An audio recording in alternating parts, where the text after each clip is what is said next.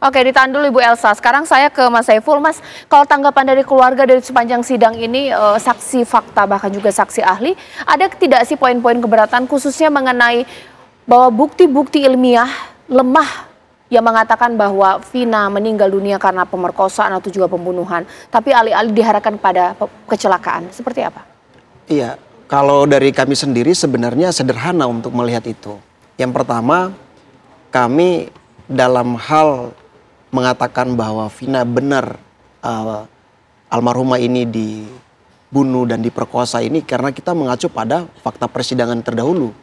Nah, yang kedua, di saat kami melihat sidang dari awal ya, terkait dengan pengajuan PK dari rekan-rekan Farhad Abbas dan yang lain, terkait dengan saksi yang dihadirkan, novum yang disampaikan ke pengadilan, menurut kami itu sudah terjawab ketika kejaksaan itu menolak gitu. Karena beberapa fakta memang sempat diajukan di awal, di sidang-sidang terdahulu.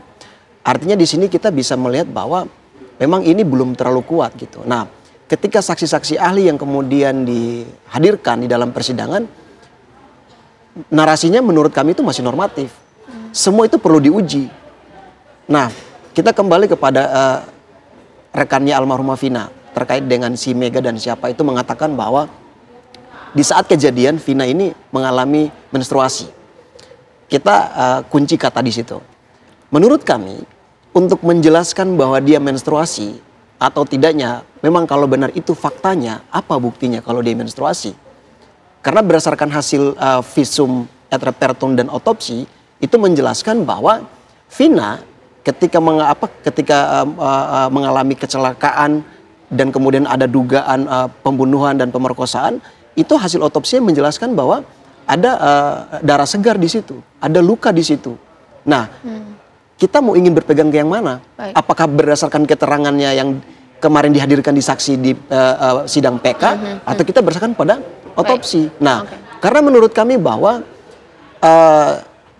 beberapa saksi yang dihadirkan oleh rekan-rekan 7 terpidana lainnya, itu menurut kami ini yang punya berkepentingan adalah si pemohon, kan seperti itu. Oke. Seperti itu. Mas Heri, boleh ditanggapi bahwa TK Sakatatal mengkritik habis-habisan bukti ilmiah yang dihadirkan 8 tahun lalu. Sementara Ibu Elsa, Mas Saiful di sini masih berpegangan kepada bukti-bukti ilmiah 8 tahun lalu. Bagaimana kita melihat perspektif ini? Ya, saya rasa sampai akhir zaman nggak akan ketemu, Mbak Caca. Jadi kita nggak usah mencoba untuk menyatukan hal itu ya. Tapi kita melihat dari perspektif nanti, ada yang dikenal namanya direct evidence, Mbak Caca. Ada istilahnya circumstantial evidence, ada bukti petunjuk. Alat bukti petunjuk 188 KUHP yang terdiri dari keterangan saksi, terdakwa, dan surat. Nah, mana kemudian dari apa yang didalilkan, apa yang kemudian dibaca, dipahami, keyakinan hakim sekali lagi kembali di sana, terkait dengan apa yang sudah disampaikan dalam mekanisme bukti tadi. Nah, apakah dia akan masuk sebagai direct evidence, berarti bukti itu dianggap adalah bukti langsung. Contohnya ada orang yang menceritakan tentang hujan, tapi dia mengalami sendiri hujan itu. Ada tetesan air yang mengenai kulitnya. Di sisi yang lain ada istilahnya circumstantial evidence. Berkaitan dengan hujan tadi, misalnya orang yang masuk dalam kereta, tapi dia melihat di luar ada orang yang pakai payung karena hujan. Dia menceritakan hujan itu berbeda dengan orang yang kulit tubuhnya merasakan langsung hujannya. Nah, ini perbedaan mendasar antara direct evidence dengan circumstantial evidence. Nah, ketika ada fakta-fakta yang berdiri sendiri kemudian coba dikaitkan dengan relevansinya, nah tentu ini yang jadi problematika agak mendasar dalam hal seni membuktikan tadi, apalagi ketika hakim harus menakar itu semua, Mbak Caca. Nah, jadi hakim akan melihat dengan hati-hati apakah ini saling berkesesuaian, karena sejauh ini mungkin saya terlewat ya, mungkin saya salah, mohon maaf. Tapi yang saya pahami belum ada orang yang benar-benar menjadi saksi kunci di sana. Semuanya kan tadi misalnya keterangan si A, si B dirangkai untuk menunjukkan satu ke arah. Maksudnya dalam sidang PK Sakatatal belum ada saksi kunci seperti itu?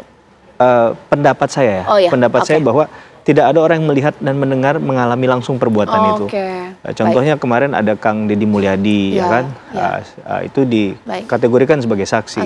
Nah, kemudian kalau kita merunut kembali, dia memang ditempatkan sebagai saksi, tapi kemudian substansi yang disampaikan itu yang harus diolah kembali oleh hakim untuk ditakar, dinilai apakah masuk dalam kualifikasi saksi atau tidak. Oke, Bang Farhad boleh menanggapi 3 perspektif yang berbeda. Ibu Elsa mengatakannya silakan sajalah novum atau bukti baru, saksi ahli, saksi fakta, apakah kuat nanti mengabulkan PK Saka Tatal. Mas Heri juga mengatakan bahwa saksinya ini belum ada saksi kunci, sementara Mas Saiful masih berpegangan kepada bukti ilmiah 8 tahun lalu. Bang Farhad. Loh, kan saksi kunci itu si Dede. Si Dede itu kan sudah mencabut dan menunjukkan bahwa ini semua yang arahkan Rudiana. Belum lagi Teguh, belum Reza Akbar. Itu sudah dicabut. Dan kalau mereka melaporkan ke polisi, nggak ada gunanya. Tadi mereka udah cabut semua di pengadilan PK. Sah kok itu. Ali menerangkan, kalau untuk kebaikan, untuk menemukan kebenaran material, sah-sah saja. Justru mereka tidak akan dikenai pidana. Justru yang menyuruh itu Rudiana yang dikenai pidana. Nah, jadi menurut saya, dari tadi saya bicara bukti mana, kalau katakan handphonenya mana, stendifiknya itu mana gitu. Kalau misalnya bicara hanya ini pendaran apa, ini pengecarannya Vina ini, lebih nggak ngerti lagi. Kalau bicara pendaran apa itu ngerti nggak kalian? Kalau pendaran itu ada nggak pemerkosaan, nggak ada luka lecet di vagina, nggak ada. Terus darah tidak berceceran, tidak ada kemana-mana. Vina itu meninggal ya jam 01.45. Jadi kalau kalian mengatakan seolah-olah Vina dengan Eki meninggal bersamaan di jembatan Talus itu beda dengan Eki meninggal di belakang showroom gitu.